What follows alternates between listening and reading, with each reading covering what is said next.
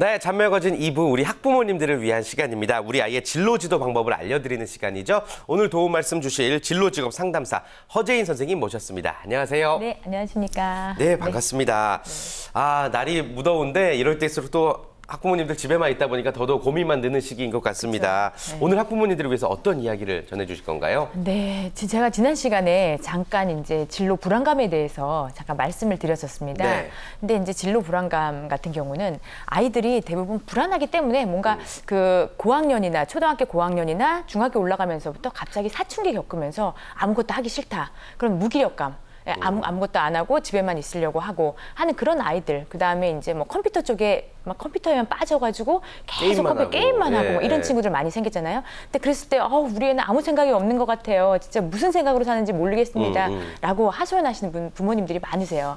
근데 그런 아이들도요, 보면 대체적으로 그런 불안감 때문에 뭔가 하지 않으면 안 되는 거죠. 그래서 그런 돌파구로 게임을 하는 학생들이 좀 많이 있습니다. 그리고 또 하나는 또 아이들이 탈선의 현장으로 또 가는 아이들도 있는데요. 그런 경우도 자기가 어딘가 소속되어 있다라는 소속감에 대한 안도감, 뭔가 하는 이런 행동들이 안 좋다라는 인식은 하고 있지만 자기도 뭔가 하고 있다라는, 하지 않으면 불안함 때문에, 그런 진로의 불안감 때문에 아이들이 또 그런 돌파구로 많이 찾는다. 그래서 나에 대한 진로가 좀 확실하면 그런 이제 사춘기나 이런 것도 조금 스무스하게 지나갈 수 있겠죠. 네. 확실하게 그 진로 찾기의 시작이라고 할 수 있는 직업에 대해서 오늘 이제 여러분께 이야기를 전해 주실 것 같습니다. 네.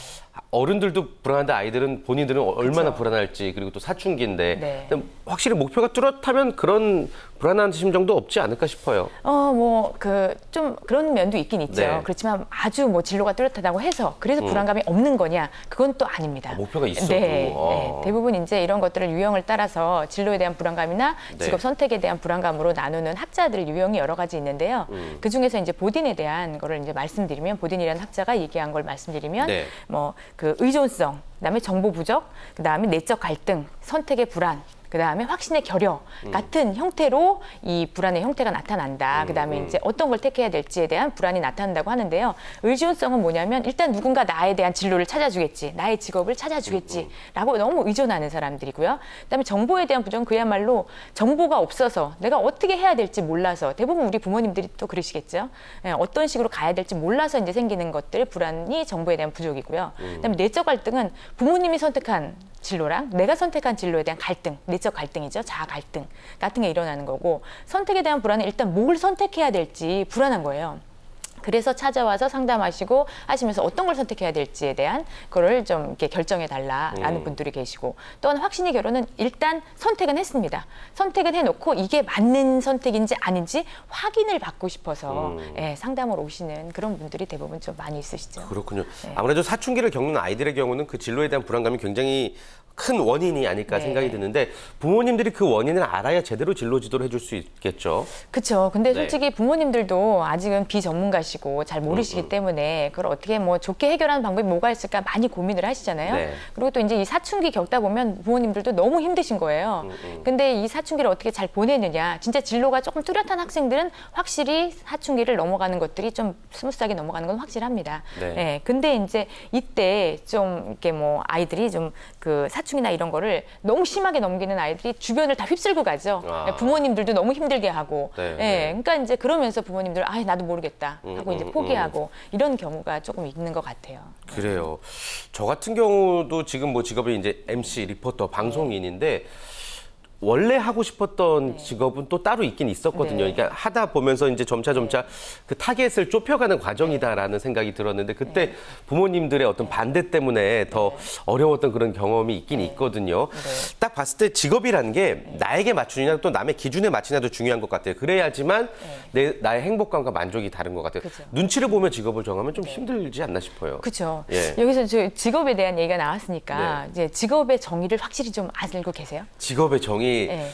저는 좀 부정적인데 요즘에 내가 벌어서 가족들이 나눠 쓰는 거.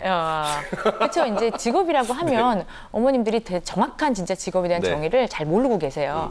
근데 이제 직업은 일단 생계 유지를 해야 된다는 거. 그러니까 생계 기본이죠. 유지를 하고, 그렇죠. 그게 기본이죠. 그래서 생계 유지를 하면서 그 다음에 이제 일정 기간 계속적으로 좀 진행이 돼야 되는 유사한 직무들의 집합을 우리는 직업이라고 정의를 합니다. 그래요. 돈을 벌기 위한 직업이라고 그냥 많이들 흔히 생각하는데. 네, 근데 네. 이제 거기 외에 플러스 이제 경제성. 그래서 직업에 대한 종류로서는 일단 성립 조건도 또 있거든요. 직업에 대한 성립 조건으로는 경제성 있어야 된다는 게 바로 아까 말씀하신 돈을 벌어야 된다라는 내용이고요. 두 번째가 이제 사회성, 윤리성이 있습니다. 그래서 사회적 기여를 한다든지 아니면 우리가 뭐 도둑질하거나 이런 거를 도선생이라고 말은 하지만 그걸 직업을 하고 얘기는 안 하잖아요. 그쵸. 네, 그래서 이제 윤리성에 위배되면 또 안 된다라는 그런 것들이 있고요. 네, 그다음에 그래요. 많은 돈을 벌어 윤리성이 위배되는 것은 직업이 아니다라는 네. 말씀이시고, 그 저조차도 이제 학부모의 입장에서 직업에 대한 정의를 못 내렸던 걸 보면은 많은 학부모님들이 직업에 대해서 정의를 제대로 못 내리고 있을 것 같다라는 생각도 듭니다. 직업과 직무의 차이는 뭐죠, 그러면? 직무는요, 그렇죠. 그래서 예. 제가 아까 직업의 정의를 이제 잠깐 말씀드릴 때 유사한 직무의 집합이라고 제가 말씀을 드렸잖아요. 그러니까 직무들이 모여서 직업을 이루는데요. 그럼 이 직무는 어떤 걸 이루냐? 업무나 과업, 내가 해야 되는 하나하나의 일들. 바로 일이 모여서 그 업무와 과업들이 모여서 직무를 이루고 직무가 모여서 직업이 되는 거죠. 그래서 이제 예를 들어서 말씀을 드리면 우리가 병원에 가면은 병원에 가면 요즘에는 뭐 간호사분들이 남자분도 계시기 때문에 간호사 언니 오빠들이 오면 먼저 이제 차트를 쓰게 하죠. 내가 여기 왜 왔는지 설문지 조사를 하고 언제부터 좀 아팠는지에 대한 설문지 조사를 시킨다든지 아니면 그 다음에 이제 뭐 예약표를 나눠준다든지 그 다음에 이제 의사 선생님한테 안내를 한다든지 그래서 안내해서 그 진료하는 걸 도와준다든지 하나하나의 일들이 있잖아요. 그 다음에 주사를 놓는다든지 그 다음에는 이제 다음 예약을 잡는다든지 하는 그 하나하나의 업무들을 우리는 업무, 과업이라고 말을 하는 거죠. 그래서 이런 아픈 사람들과 관련된 이러한 일들을 하는 직무들의 집합을 하는 직업인을 우리는 간호사라고 정의를 하는 거죠. 그렇군요. 네. 그리고 판매와 관련된 직무를 하는 사람들을 묶어서 우리가 직업으로 영업사원이라고 말을 하는 거고. 그렇죠. 그래서 이제 뭐 제조랑 관련된 건지 아니면은 금융 쪽이랑 관련된 건지 아니면은 또 교육과 관련된 그런 유사한 직무들이 모여서 그 직업과 관련된 직업인으로 정의를 하는 것이죠. 그래요. 이거는 또 우리 아이들뿐만 아니라 학부모님들 다시 한번 좀 제대로 정리를 하셔야 되는 부분입니다. 근데 앞서서 이제 어떤 직업의 성립 조건에 대해서 말씀을 해주셨는데 그 부분 좀 다시 한번 설명해 줄 수 있을까요? 네. 그래서 저희가 이제 아까 제가 말씀드린 대로 직업은 일단 돈을 벌어야 된다는 경제성이 첫 번째고요. 그다음에 사회성. 그다음에 사회적 기여를 해야 된다는 거죠. 뭔가 이제 내가 이 세상에 태어났으면 사회로 이게 내가 돈을 벌면서 사회에 기여를 해야 된다는 그런 사회성. 그다음에 윤리에 위배된 행동을 해서는 안 된다는 윤리성. 또 그 외에요. 또 어떤 것이 있냐면 비속박성. 이 있습니다. 비속박성과 계속성이 있는데요. 아까 제가 이제 계속적으로 해야 된다고 말씀을 드렸는데 계속성을 또 정의하는 거는 또 4가지가 있어요. 그래서 명확한 주기는 없지만 계속적으로 이 일을 내가 계속 할 것인가에 대한 거. 그 다음에는 이제 이 현재 하고 있는 일을 잠깐 쉬긴 쉬지만 계속적으로 할 의지와 가능성. 연예인 같은 분들이 되면 그렇죠. 우리 태진 씨 같은 경우도 잠깐 쉬셨다가 좀 쉬셨다가 다시 또 일이 들어오면 또 하셨다가. 그 다음에 이제 뭐 배우나 이런 분들도 한번 대박 또 그런 거에 출연하셨다가 나중에 잠깐 이제 휴식 시간을 갖고 또 생각하고 그다음에 다시 또 하려는 지금 현재 하고 있는 일에 대한 계속적으로 할 의지와 가능성이 있다라고 하면 이것도 계속성으로 인정을 해서 계속적으로 한다고 인정을 해주는 거죠. 네. 어떤 직업이든지 간에 이 안에 속해야 되는 거고 이 비속박성이라는 거는 또 뭐죠? 비속박성은요. 이게 경제성에도 위배가 안 되고 그다음에 사회적 윤리성에도 전혀 위배는 안 되지만 우리가 대부분 수감 생활을 하시는 분들 있잖아요. 그분들이 수감 생활을 하시면서 어떤 나중에 사회에 적응을 위해서 그 안에서 어떤 뭐 그 제조를 하신다든지 어떤 뭐 취미 뭐 계속 무슨 도자기를 뭐 배우신다든지 하는 그런 활동들을 하시잖아요. 그래서 그게 또 판매가 되고 돈을 좀 어느 정도 수익성을 벌이시긴 하지만 내가 원해서 한 게 아니라 어떤 친 상태에서 속박된 상태에서 이걸 한다는 거는 경제성, 사회성, 윤리성에 위배되지 않는다 하더라도 그건 직업으로 보지 않는다는 겁니다. 또 하나는요. 그 군인 같은 경우인데요. 군인도 의무로 복무 중이신 분들이 계세요. 그래서 뭐 육사나 공사, 해사 이런 분들은 그런 분들은 이제 나라에서 혜택을 받으면서 대학을 나오셨기 때문에 5년간은 의무로 나라에 복무를 해주셔야 됩니다. 그렇다 보니까 그때는 아직은 정식적인 직업 군인으로서는 아직 아닌 거죠. 내가 의무로 하는 그 기간 동안에는. 예, 그래서 의무가 벗어난 다음에는 직업군인이라는 제대로 된 명칭으로 직업으로서의 군인의 생활을 사실 수 있지만 아직 의무의 상태일 때는 아직 우리는 직업이라고는 보지 않는다라는 거. 그다음에 또 하나 말씀드리면 그 사회복지시설 안에서 예, 좀 마약이라든지 이런 걸 좀 많이 하셔갖고 수용된 상태, 사회복지시설에서 홈리스라든지 집에 없으신 분들을 모아놓고 사회 적응을 위해서 가르친다든지 이런 것들도 전부 다 속박된 상태로서 일을 하시는 거기 때문에 이것도 직업으로는 보지 않는다. 그렇죠. 네. 네, 아주 꼼꼼하게 정리해 주셨습니다. 이런 부분들을 우리 학부모님들이 아이에게 지도해주고 또 가르쳐 주셔야지만이 아이가 직업에 대한 뚜렷한 또 가치관을 갖게 될 것 같습니다. 자, 지금부터는요. 우리 학부모님들이 또 영상을 통해서 우리 허재인 선생님에게 고민을 털어놓으셨거든요. 영상 만나보시면서 자세한 상담 이어가겠습니다. 예, 저는 9살, 7살 남아 둘을 키우고 있고요. 9살 큰 애가 자기 아빠를 닮아서인지 자꾸 개그맨이 되고 싶다고 하는데 이렇게 아주 인기 있어서 정상에 가지 않는 한은 연예계나 이쪽은 사실 좀 보장된 그런 벌이는 아니다 이렇게 좀 생각이 되고요. 아이 아빠도 그런 꿈이 있었지만 그게 이제 사업적인 기질로 이제 가서 결국은 이제 지금 사업을 하고 있고 잘 지내고 있거든요. 그러니까 이제 우리 큰 아이도 말은 그렇게 하지만 그게 어떤 좋은 성향으로 발현이 돼서 여러 가지 일에 쓰일 수는 있겠다라고 하지만 이제 좀 사회적인 직업으로 그러니까 리더십을 가지고 남들과 이렇게 어울려서 하는 그런 직업 쪽으로 가겠구나 이렇게 이제 막연하게 생각은 하고 있죠.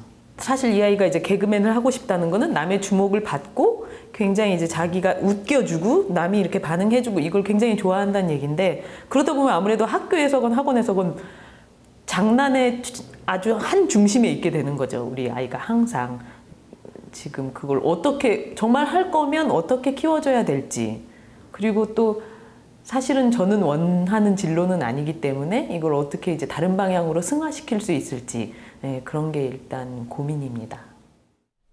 네, 잘 봤습니다. 쉽게 말해서 이게 개그맨 되려고 그래요. 난 싫어요. 이거예요. 지금 짧게 말해서. 네.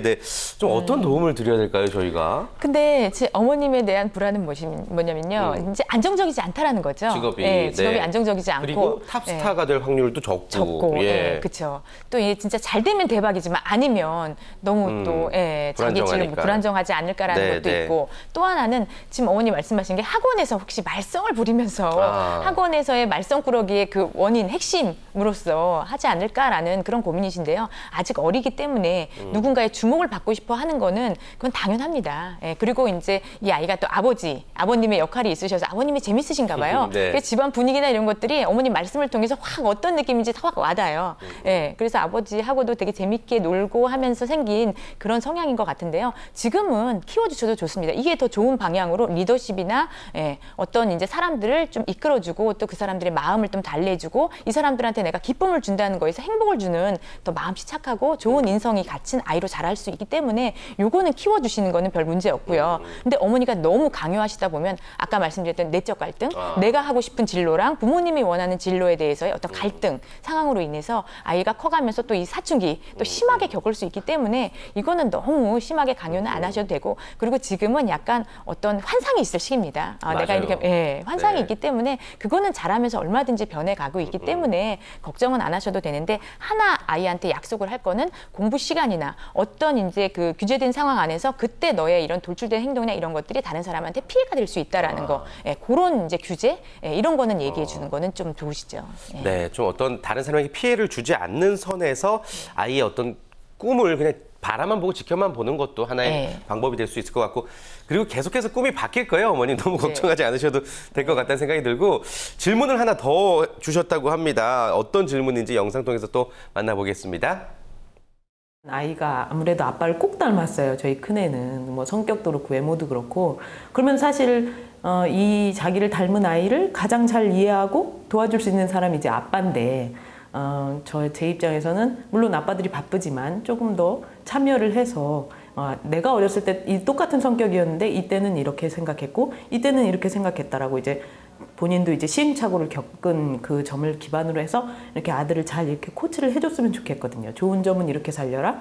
나쁜 점은 이건 좀 나는 그런 시행착오를 했으니까 너는 이거는 버려라. 이렇게 얘기를 해줬으면 하는 그런 마음이 있는데 어떻게 동참을 시켰으면 좋을지 그게 걱정입니다.